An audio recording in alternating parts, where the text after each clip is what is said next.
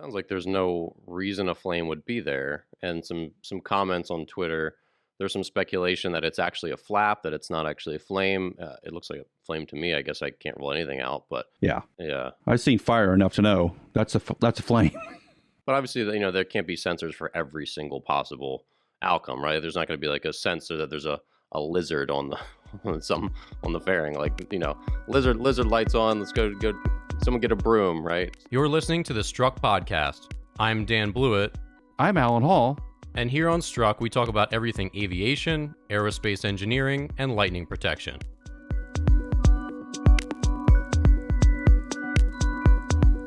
On today's show, we're going to chat through the latest airline crash. It was a Chinese Boeing 737, so we'll talk a little bit about that. We don't know a whole lot yet. We'll discuss Airbus's plans for hydrogen-powered airlines and this interesting new acquisition of Pipistrel by Textron. So, Alan, first let's start here with this plane crash. Obviously, anything, entering the news cycle is going to be labeled Boeing. So this is another Boeing 737. It's a 737-800 from China Eastern Airlines. Had 132 people on board. Looks like no survivors. Really sad. But Alan, what do we know so far about this? From what we can tell from the transponder data, that the aircraft was at essentially cruise altitude. Everything seemed to be going just fine from the data. And the airplane sort of veered left and went almost essentially straight down into the ground. So it went from about 29,000 feet to zero very, very rapidly. The pictures we've seen, like the CCTV cameras, like in parking lots and shopping malls, the security cameras images we've seen so far, the aircraft is going vertically straight into the ground. There's no lift at all from any of the wings. So it isn't like the aircraft had stalled. It looked like at one point, one of the images I saw looked like maybe part of the aircraft broke off because it's moving at such a high speed. Parts will come off. The couple of things come to mind. Pilot induced, push the nose down and drive it into the ground. That has been a thing in the past where pilots commit suicide. Airplanes have a tendency to fly.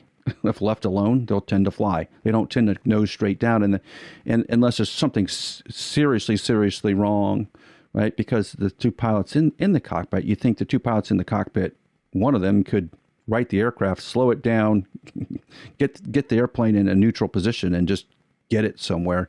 But it is almost instantaneous, which makes you think it was a pilot-induced situation, which is like the worst possible outcome, right? Mechanical things you can fix. Pilots that drive airplanes into the ground is a much more tenuous situation, because now, like it has happened in the past, you start going through the medical files, the psychological files, trying to see if there's hints of what was going on there. It's going to take a long time, and I think they're going to need to get the flight data recorders out, right? If they can find them, they should. But the cockpit voice recorders could be really important here. Knowing what's happening in the cockpit will tell you a lot about the situation. That's going to be the key piece. All the instrumented flight data will tell you what the airplane did, but you don't get a true sense of it because the pilots will add a lot of detail in their communications to one another. And that's how they determined some of the other crashes that the pilots were involved. It's awful. It's just awful. Yeah, I saw a video. There's a little bit of video of the plane just before impact from, I don't know how people captured that, but there's a couple little videos on Twitter, and it is crazy seeing the plane go literally almost vertical, just straight down. It's very, very surreal. So yeah, well, we'll see what happens as this starts to unfold. Obviously, they'll get to the bottom of it. But yeah, another tragedy, and no one likes to see that. So let's move on here. There's been another crash. 4 U.S. Marines were killed in a NATO drill after an Osprey crashed in Norway. Alan, we've talked about helicopters having obviously a lot less redundancy than airplanes. Are these always sort of redundancy issues? Like one thing breaks and then, that's it? I mean, how much does an aircraft, like this is a very high-tech helicopter, an impressive helicopter.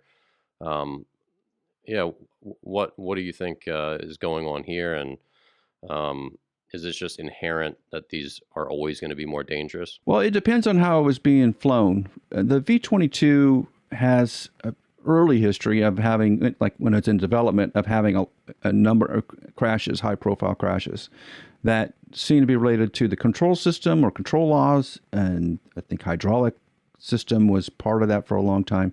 And then it seemed to be fairly good. Everything seemed to be fixed, and the flight control issues were resolved. And now we see an airplane crash up in Norway while it's doing some exercises, but it also seems like there was bad weather. And it makes you wonder if there was some weird situation aerodynamically. They got near a mountain peak or a hill that had some strange winds, and they're really close to the ground. Things like when you're doing simulated ops, the aircraft tend to fly very aggressively. The pilots tend to be very aggressive, and one small slip up there can be catastrophic. You know, the one thing about this crash, Dan, is you haven't seen any images at all. Obviously, the Marines are not going to want to publicize that, but we've seen a lot of images of crash sites from the U.S. military, and maybe that's cracked down. Maybe they ever got the message like stop taking selfies, right? Because even like the Kobe Bryant crash site had people out there taking photos and selling those photos. So it's just it's not the more, that is the most bizarre thing ever, right? The Marines will have an investigative unit that goes out, and an accident investigation branch will go out and take a look at the crash and start looking at all the data, and they'll try to resolve it. But what do they do in the meantime? I think that's the real key. Like, are they going to start grounding the V-22s? Are they going to ground V-22s in the middle of hostile activity in Ukraine? Probably not. Even if the aircraft has some fundamental flaw, they're probably going to try to keep them flying because they don't want to show a weakness of force at the moment. It's a very, very tense, odd situation, because I think those maneuvers were planned a long time ago, but you feel like those maneuvers were in part to show force to the Russian military about what's going on in Ukraine. If things get out of hand, the U.S. will step in, right? I mean, that seems like what part of that exercise was. So everybody who participates in that exercise knows what's at stake.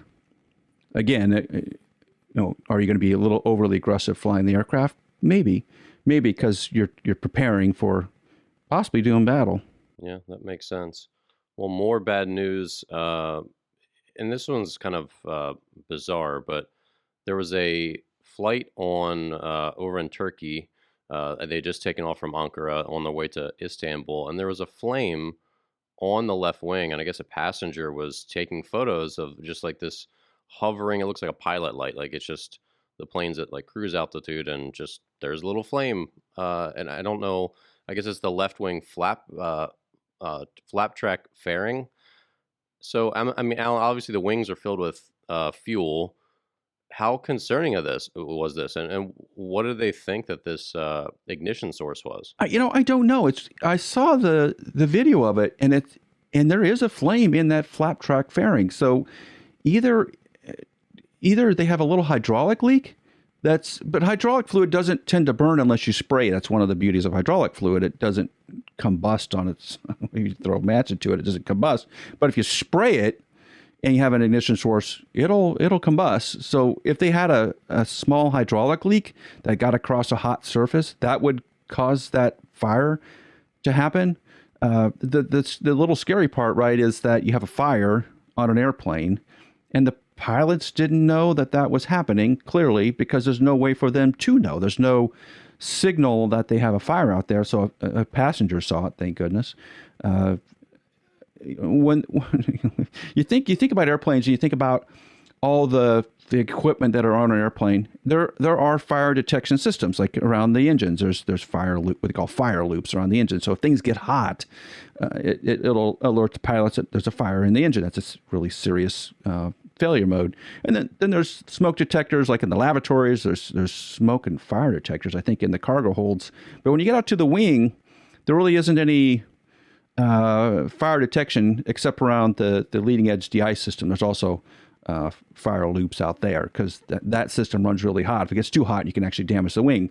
But on the back end where those flap covers are, there isn't anything. So having a fire out there can be a big deal.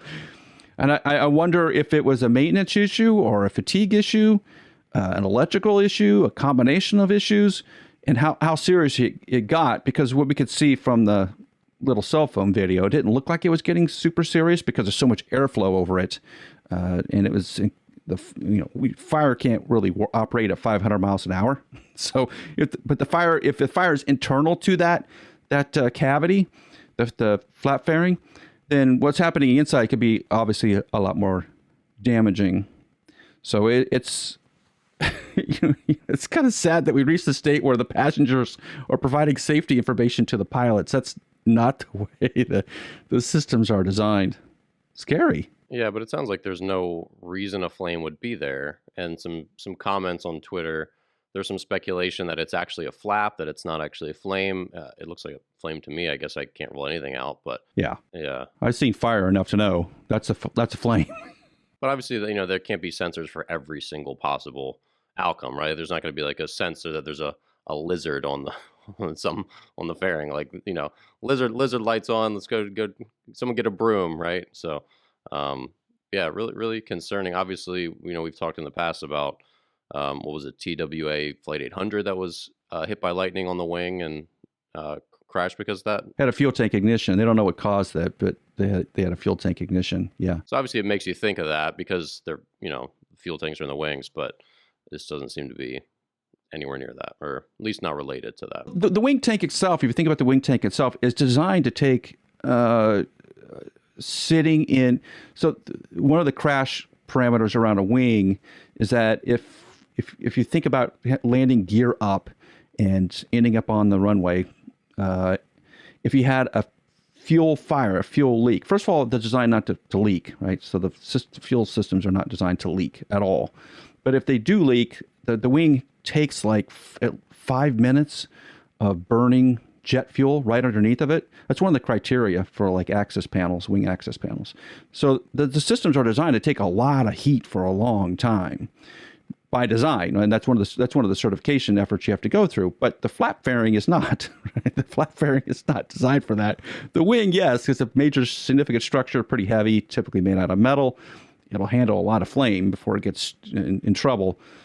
Flap covers and all the flight controls back there are not designed to be around flame.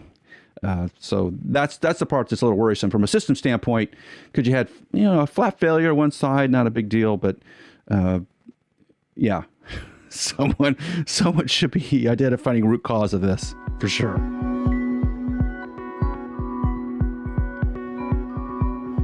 Well, let's shift gears to more 737 news. I mean, this isn't really 737 news, but the Mark Forkner trial, he's the ex-Boeing test pilot. He's now on trial. And right now, I guess news from the courtroom is that, prosecutors are telling the jury that Forkner tried to manipulate and deceive federal regulators, quote. But his lawyers say the pilot is really just a scapegoat and that he didn't know anything about the critical safety changes to the plane and other issues that were really more of the root cause, and that he was just sort of maybe did some things wrong, but he wasn't involved in any of those root cause issues.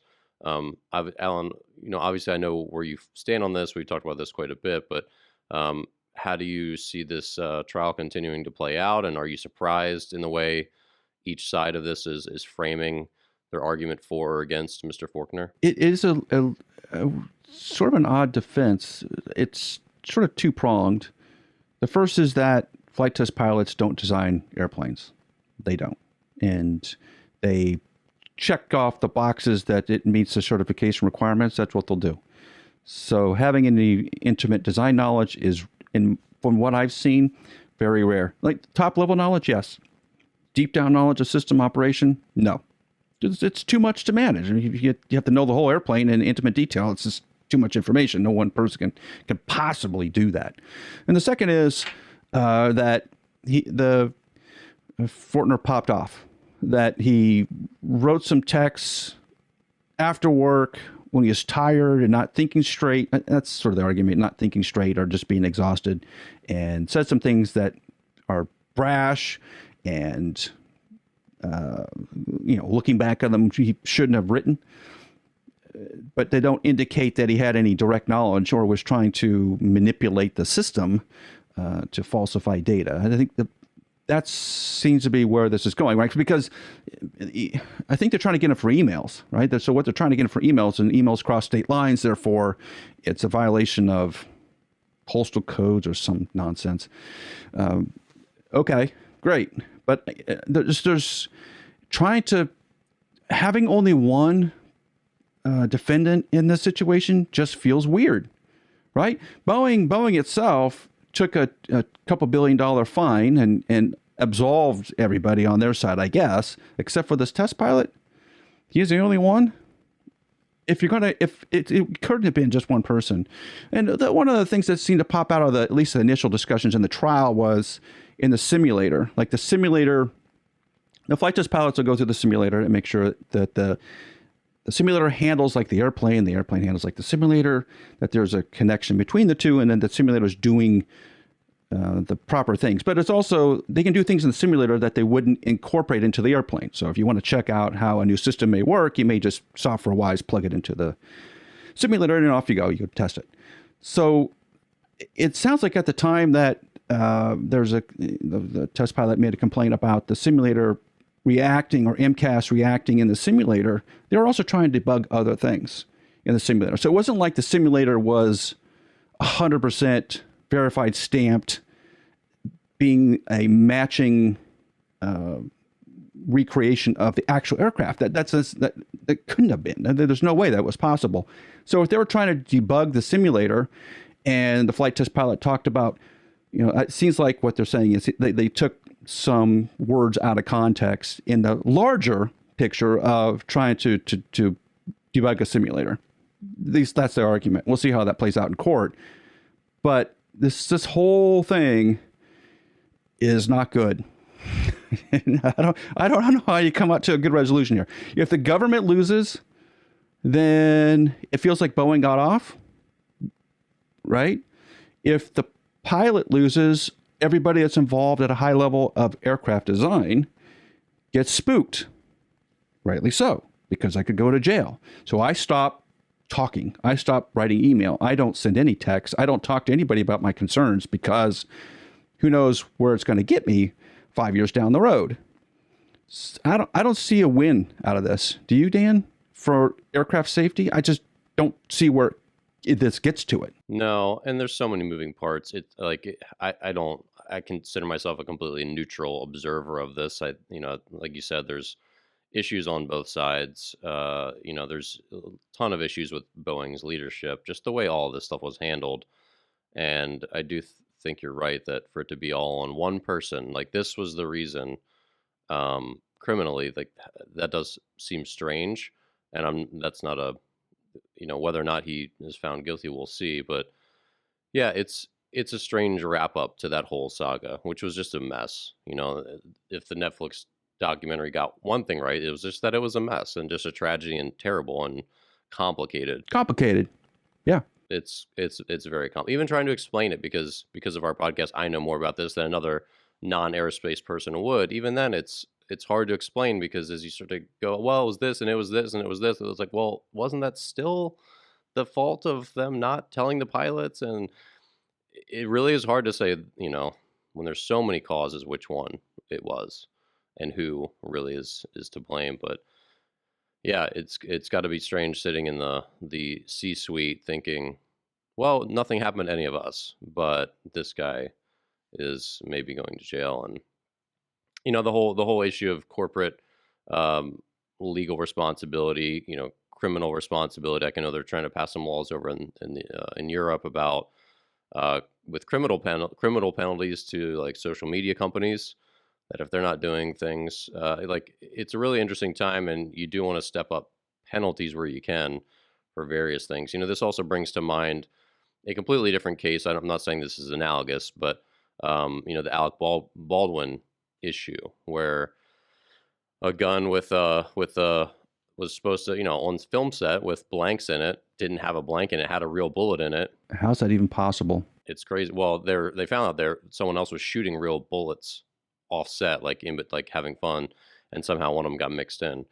And they're just like how much does Alec Baldwin need to know when that's not his job? Like, he's shooting a million blanks on set.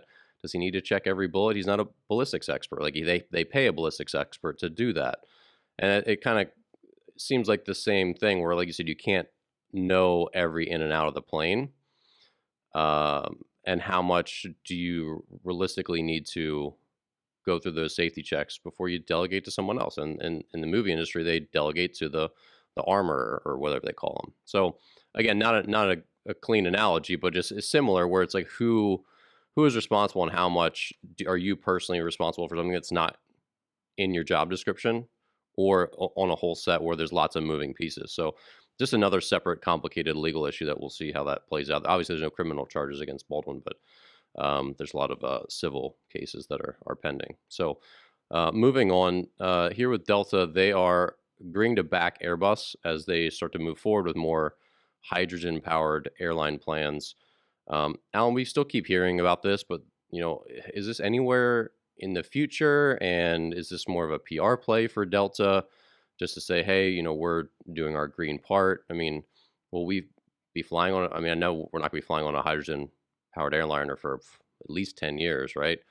But what do you think is the value here of announcing this right now, as they try to push this towards maybe 2035? Well, it just gives them some leverage and gets a entry partner. And every new aircraft design needs a airline partner.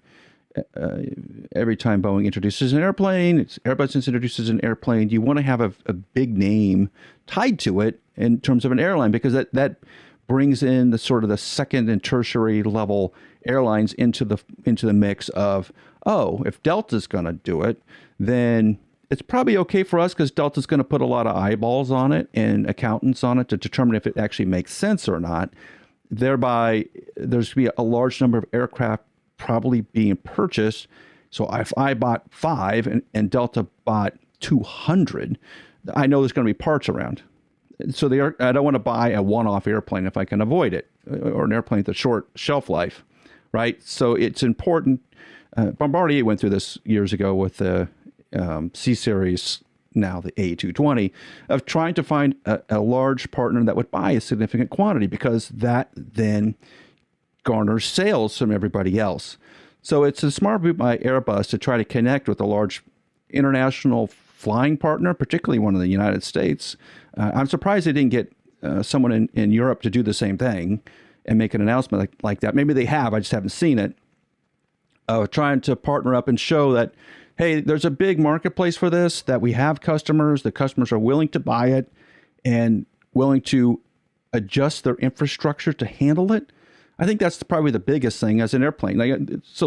Let's relate this back to the 737 MAX, right? So the 737 MAX, a lot of that was about not changing pilot training, but also part of it is not changing what happens in the maintenance side. Similar parts, similar airplane design. You don't have to train a bunch of mechanics on a lot of new things, essentially. So the system familiarity is a big deal.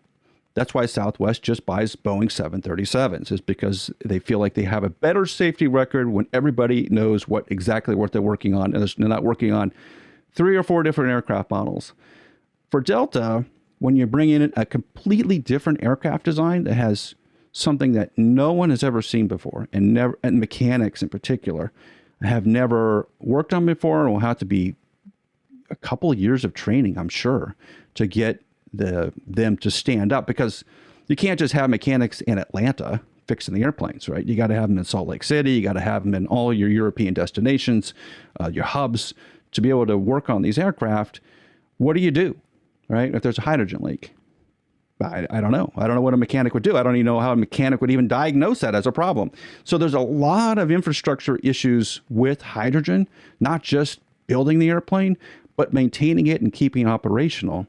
And having Delta kind of step into that mix does provide some sense of security for other airlines to do the same thing. Now, what the financial arrangements were here, I don't know if we'll ever hear about them. But can you imagine, Dan, how much infrastructure change it has to be to change fuel, particularly to hydrogen, something you can't see or smell? That's tough. That does seem tough. But I think the nice thing about it, as compared to like the EV infrastructure, which is slowly getting there, like people are driving their Teslas and they're successfully getting that out there, is the nice thing is that at least hydrogen recharging and all that stuff is going to be limited to airports. So at the very least, that's a good benefit where it's not a million of these things and you got to have stations and repair every X amount of miles. So, if we can do that with EVs, it seems like we could probably get that done with hydrogen airliners. And obviously the airspace industry has some of the most impeccable minds in the world on this issue. But yeah, it's going to be a really difficult thing. And like you said, all those, it's gonna be like a ground up checklists for pilots and mechanics and everybody. And that seems like a pretty daunting task. Where to even start there? But maybe a Kickstarter. That's what I was actually thinking as you were talking about how you need the backing, which makes sense. But that's what you see with Kickstarter on obviously a tiny scale is, hey, we have this new cool thing we want to do. Who wants this product? We need people to buy it up front. We need pre-orders to fund this new high-tech scooter or this new cookbook that we'd love to publish. But will you buy it first and let us then go back to the press and make it? It seems kind of like what they're trying to do, at least a little bit. I was just thinking about the hydrogen infrastructure piece. So not only would you have to put hydrogen at every place that you're potentially going to land these aircraft, but you'd also have to put it in the emergency locations where airplanes occasionally stop when they have a crisis, like Ireland. There's a couple places. We remember in 9/11, when 9/11 happened and all the airplanes were up in, I think it was Nova Scotia, that they told everybody to land. So was it the little town of Nova Scotia had all these Boeing and Airbus airplanes just like sitting on the tarmac? Like if you did that, if that ever happened again and you didn't have hydrogen available to get them back into the air, I'm not sure what you would do. You see what I'm saying? Point. Interesting. Yeah. Yeah, I saw that play or musical, whichever you'd call it. They did that in DC on the National Mall for free last summer. So I actually went and sat on that. I did not like it. So sorry everyone. But we sat through it. So how is that a musical? Is it a musical about landing airplanes in the middle of nowhere? You can sing. Well, you can sing any story that you can sing any story that you want. I could talk to you about my breakfast. I made coffee and I had cereal. Like you can sing anything you want. Yeah, I didn't. Again, musicals are not really my thing. So I sat through it, but I digress. But that's an interesting point because you're right. I mean, if they didn't have the infrastructure, that plane could find its grave there. It could, yeah. It could be there for a lot longer than you think, for sure. So there's a lot to the hydrogen infrastructure that has yet to be sussed out.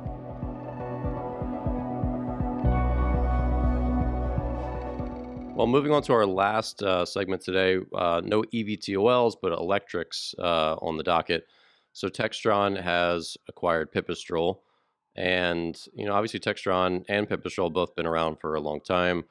But Alan, you don't really think that these companies mesh up, and you're a little skeptical of what exactly the vision is here from Textron. The Textron acquisition of Pipistrel is, I think, interesting at a sort of very high level of what the plan is that Textron has for Pipistrel.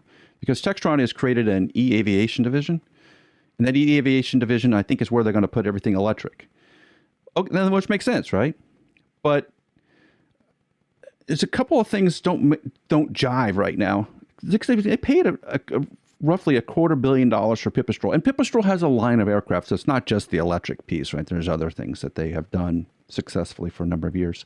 So Pipistrel, as its own standalone company, makes total sense. But it won't stay that way.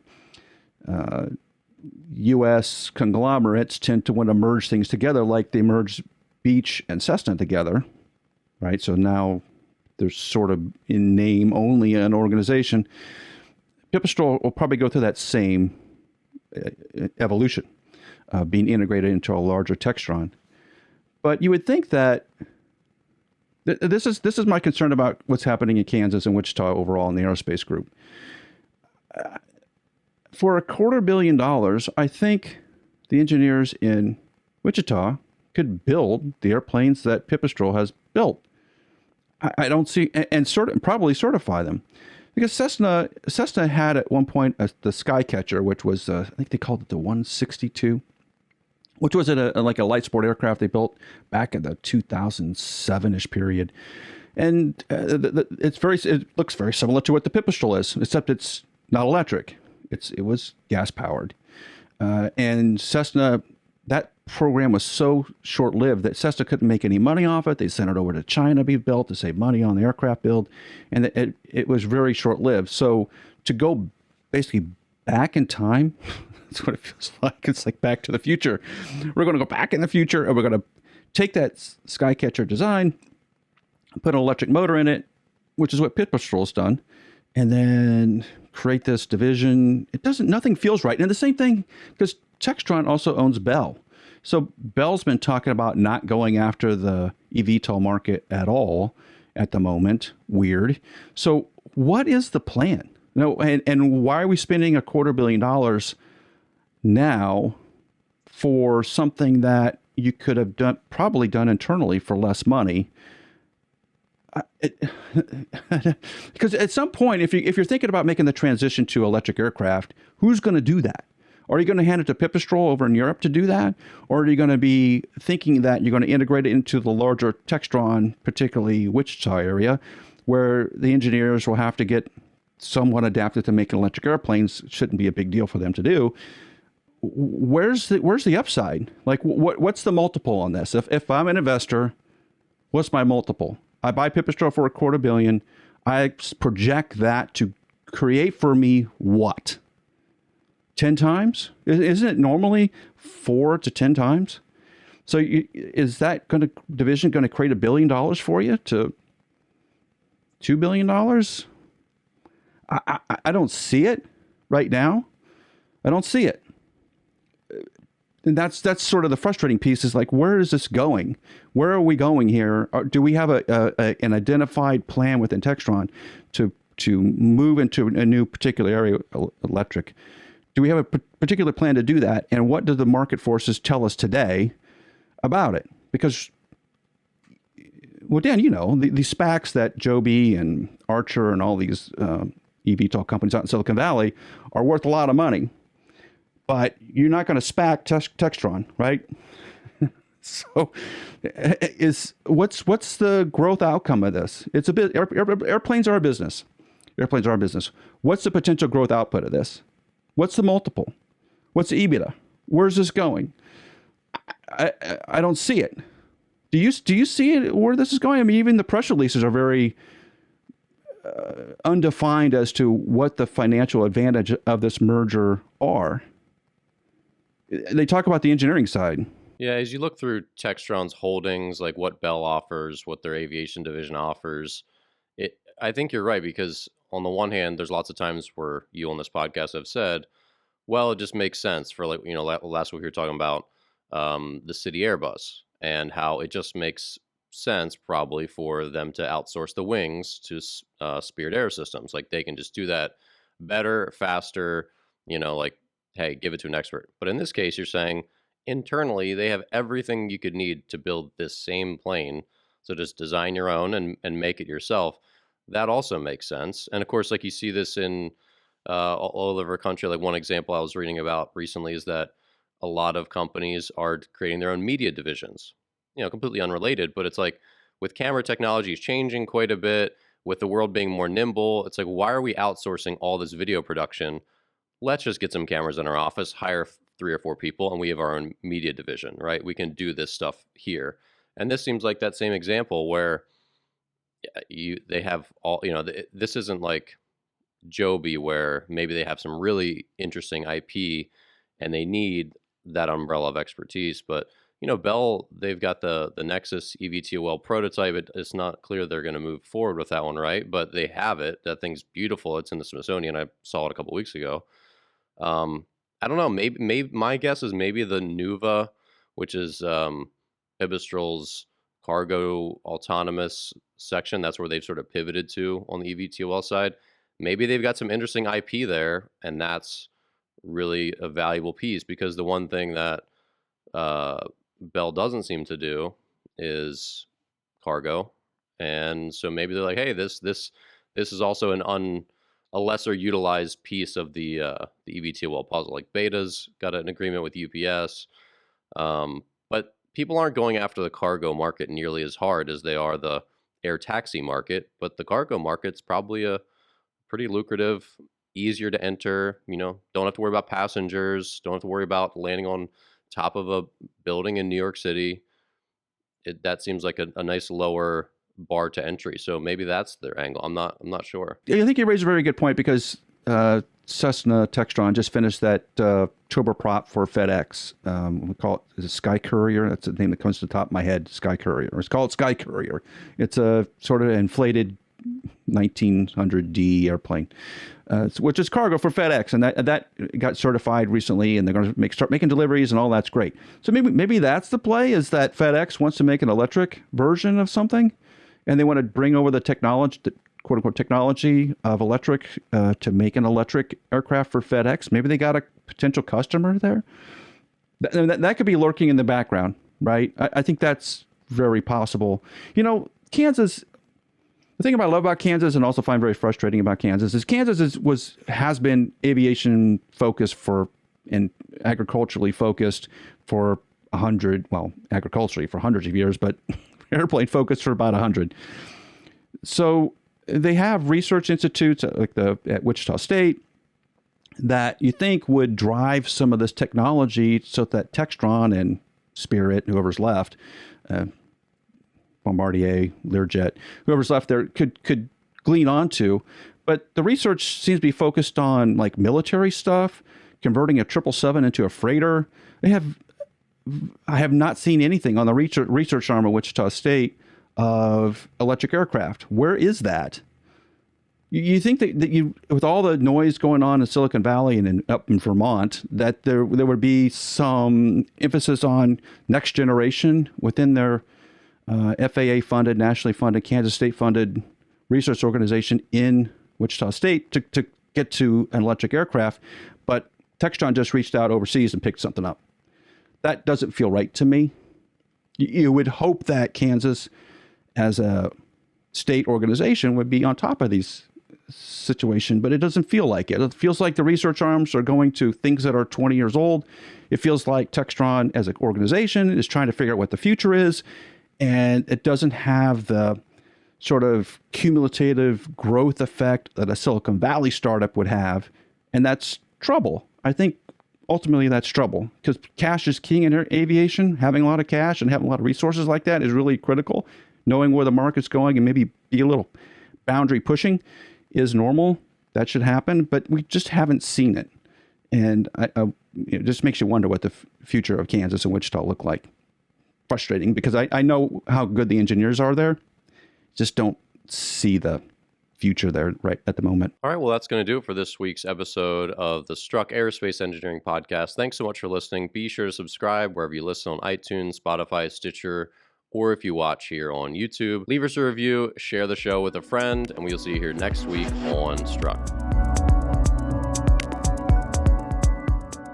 Strike Tape, WeatherGuard Lightning Tech's proprietary lightning protection for radomes, provides unmatched durability for years to come. If you need help with your radome lightning protection, reach out to us at weatherguardaero.com. That's weatherguardaero.com.